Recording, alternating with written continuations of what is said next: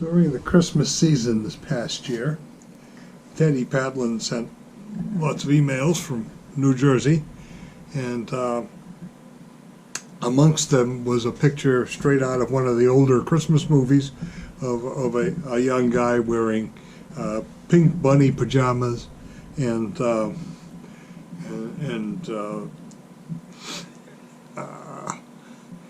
bunny slippers. And my comment to Teddy, based on his past history, was that he was known to take stuffed animals to fly tying shows and pluck bits of them out and tie flies just to amaze the local population. I asked him when the pink flies were going to start to appear, and he never answered me. So, Teddy, this is the Pink Patlen. I have a 1/0 mustad hook in the vise. Anything of similar configuration will work just fine. The key to this particular fly is its use in the earlier part of the season. My old friend Roy Swartz always swore that flies which were bright colored in the early season were a really good way to catch stripers' attention, and he's proved himself accurate far more than one time. So to create something nice and bright, lacking the appropriate pajamas and slippers, I've taken some craft fur, and this happens to be the extra long version that Doug's Bugs put out a number of years ago. And I'm going to start with a fairly fluorescent bit of pink craft fur, snipping off a nice chunk. Craft fur has a bit of fluff like bucktail at the base, and if you don't pull it out, it makes it very difficult to tie it in. So you pluck all of that stuff out of there, dispose of same, make sure that you don't have too many stray hairs sticking out the back which would interfere with the natural taper of the finished fly, and then you're capable of tying it in place. And materials like this I like to be about 1.5 times the length of the hook from the tie-in point, which is just above the center line between the point of the hook and the back of the barb. And that's a pretty universal point as far as I'm concerned. And I do that with most of the flies that I tie. I find that cutting these kinds of materials work best with a really strong pair of scissors with nice sharp edges that can stand a bit of abuse because they cut it off nice and cleanly. And you notice the scissors were laid down flat on the hook shank when I cut that, because as you wrap forward over this material, that flat cutting stroke gives you a taper.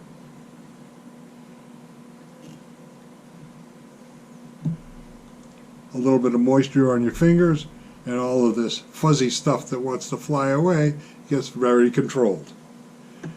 Now, if you want to tie flies that stay together, a little bit of head cement or lacquer or nail polish in this case, which proves to be the same thing, applied to each one of these steps like that, makes a much more durable product. And of course, this is hardly a finished bit of fluff. And in the true Patlen tradition, we just have to add a little more to make it pinker.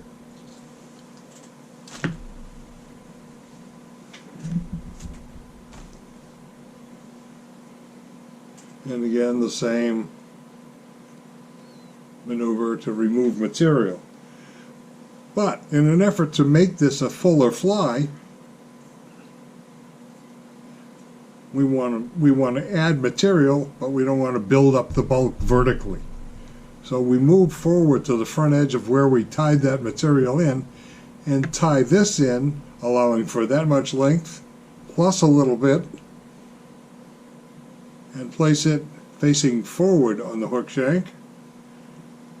A nice loose turn to make sure it goes all the way around the hook shank, and then tie it down. And we use the same cutting technique because we don't want this sticking up in the air either. Cut it off flush, scissors laid flat, and get rid of the things in the way, and wrap this down so that it is nice and tight. Now that head cement underneath there was still wet, so I don't need to add a second dose of it here. What I need to do is get that material out of my way. So I use a high-tech tool known as a soda straw. And we just find the eye of the hook and push it back, which gives me all of this pushed way back. You notice that the material is now much more dense, and I can wrap a little dam right tight against that front edge of the craft fur, which will hold it back, but it doesn't interfere with the movement of the material.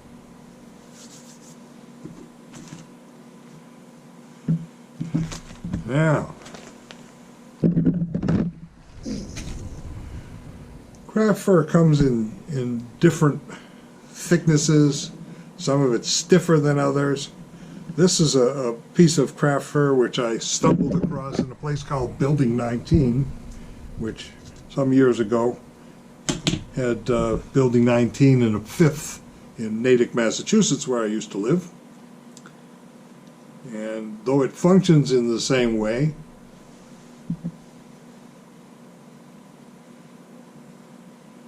is stiffer. Must be just older stuff. So I'm going to put this on in exactly the same way, making sure that it surrounds the hook shank, and you can make it do that by just wiggling it around so that it goes all the way around. And you don't really have to trim off the butt section that I left pushed back, because the whole point here is to get it to surround the hook, increase the bulk, but we're moving forward on the fly now, so we want this fly to start taking some shape, thicker in the middle, tapering back down again in the front. So if I push that back with my handy dandy soda straw, now I have a change in the appearance of the material as we start to approach the center line of the hook itself, the middle of it. It's starting to get fatter, tapering down nicely towards the tail. Well, let's do that again.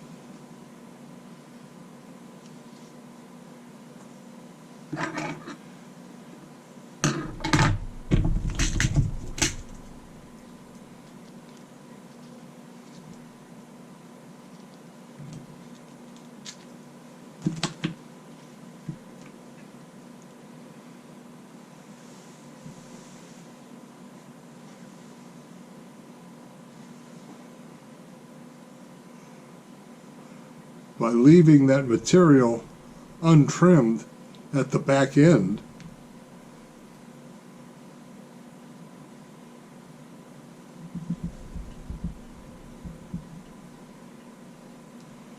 I'm also creating a bit more flare, because the material that I'm tying in has to climb up over that. Let me make sure that's nice and secure. And I'm going to add a tiny drop of head cement there again, being very careful not to get it all over everything, and just drip it right in the middle. So when I go back to my high-tech approach, it will lock everything down. Works nicely to push things out of the way, doesn't it? And continuing to build that dam in front of each bit of material. Reverse ties. Bobby Popovic's made these very popular with some of the huge flies that he ties these days. And we're starting to have this lovely looking, nice, bright fly with a lot of shape. Basic shape looks more like a mummy chog. The color certainly does not. But for a newly arrived striped bass, it certainly will stand out from the crowd. And you won't want the newly arrived striped bass to feed on the crowd. You want it to feed on your fly. So now we'll switch to another lovely bit of pink here.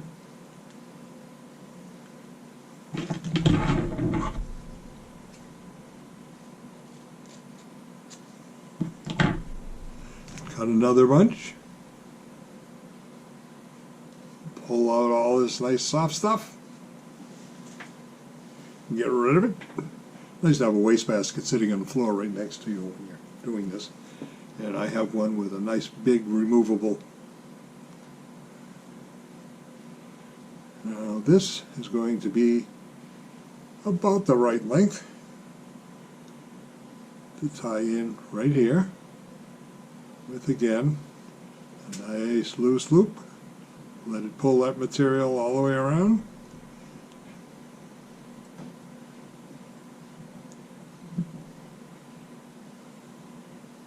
Make it nice and snug.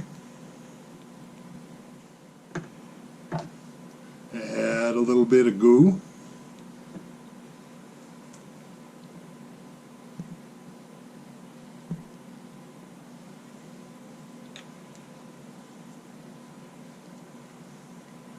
A lot of fly tying gets redundant if you're building something like this because you just keep doing the same stuff.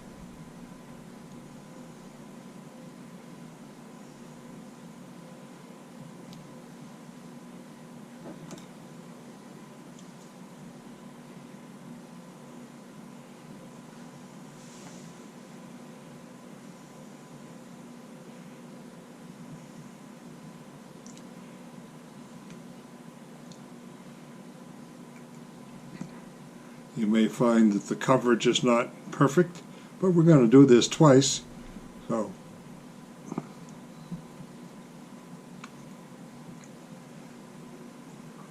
not so critical.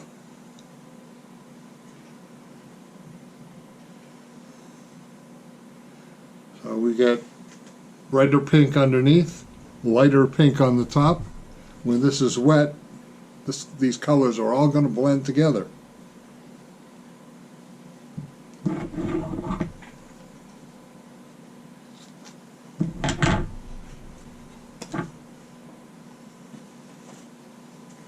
Again, the same approach. A little bit shorter here.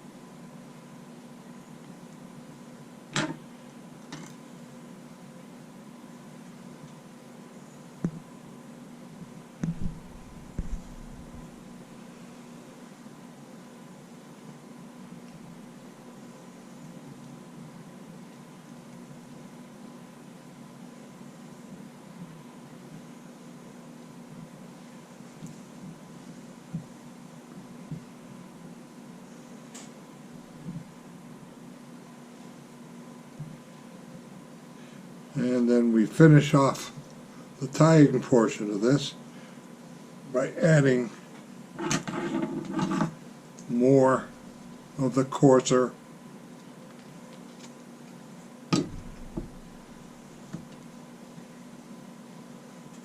pink craft fur. By the way, the pieces that I got in Building 19 were 13 cents per chunk. You may find that the stuff that you buy in the fly shop these days is slightly more expensive. We're getting to the point where the soda straw can barely push this stuff back now, but it is a handy tool to at least get it started in the right direction. And I tend to pull it back by hand.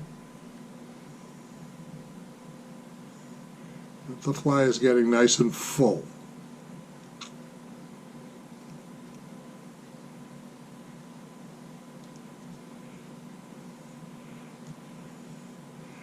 Now, for those of you who own dogs, after I do this next step, you'll find that ownership of an animal has its advantages, because you have brushes and combs and things like that that you can now put to a dual purpose use. And if you're a commercial fly tyer, your dog brush can become a deductible tool.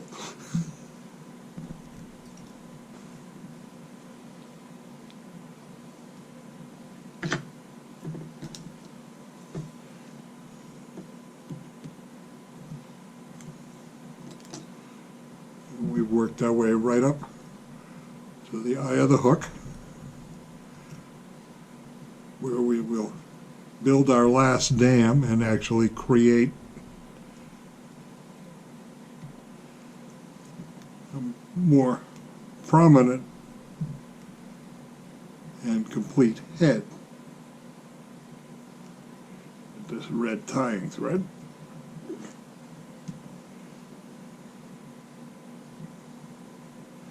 And we will then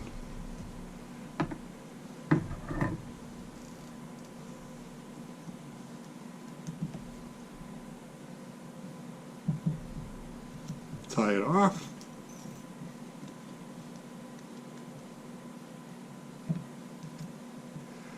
And you'll have your choice of cutting or breaking the thread off as you may desire. I tend to cut mine off, leaving a little tag, and then carefully trim that back. Yeah.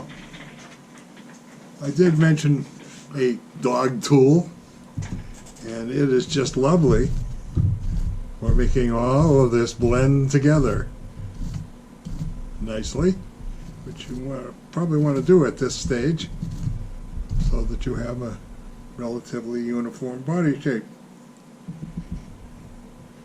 And though it looks like the hook is partially encumbered, this material is so soft that any strike will certainly push it right out of the way.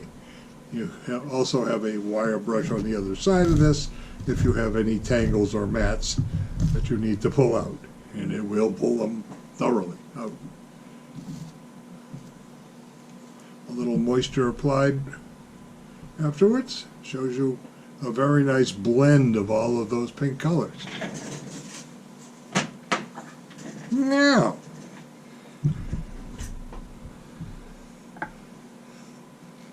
most certainly, this will catch fish, as is. If you tie flies with a bit of aesthetic thought, as I add a bit of my high-grade head cement a la nail polish to the head to give it a little more durability. One of the things that you want to do maybe is create a little panache here. To put eyes on something like this, you need a more firm surface than what that gives you. So we take a little bit of this nail polish and we just soak it in on one side,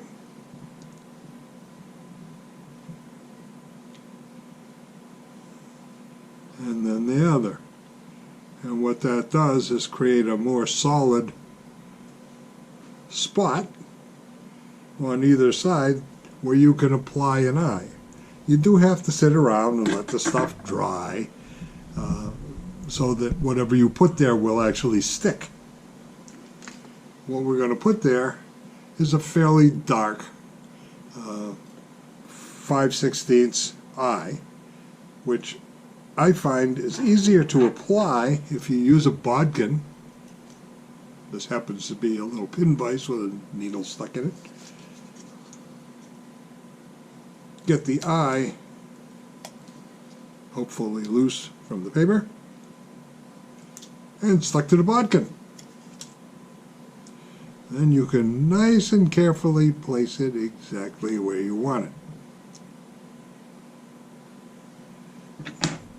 Once there, you can take a UV product of some kind.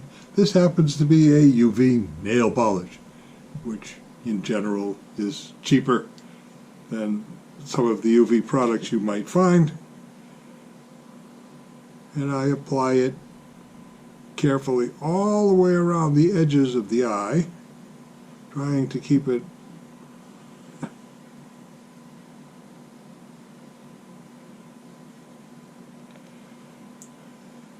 and right up over the top. Take my UV light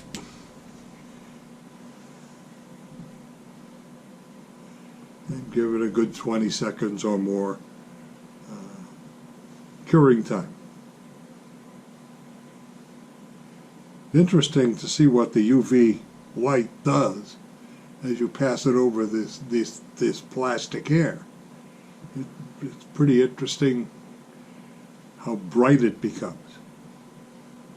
You can almost see this material get milkier as it starts to really set up. And then we just rotate the vise to put the other flat side in place and get another one of these here. Sometimes you need your fingernails to actually get it loose enough to get it off the paper.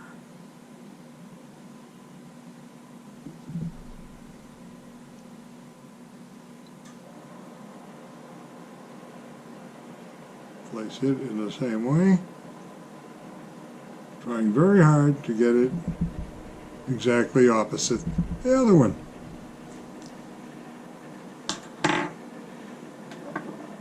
And repeat this UV step.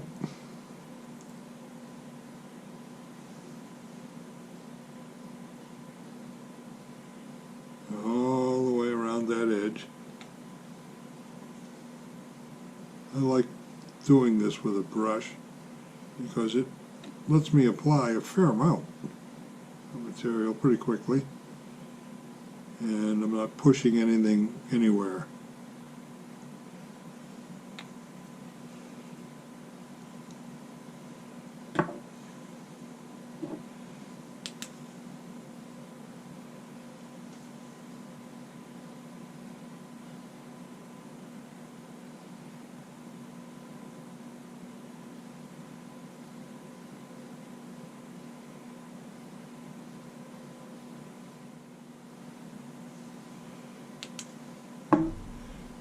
I also will add a bit of this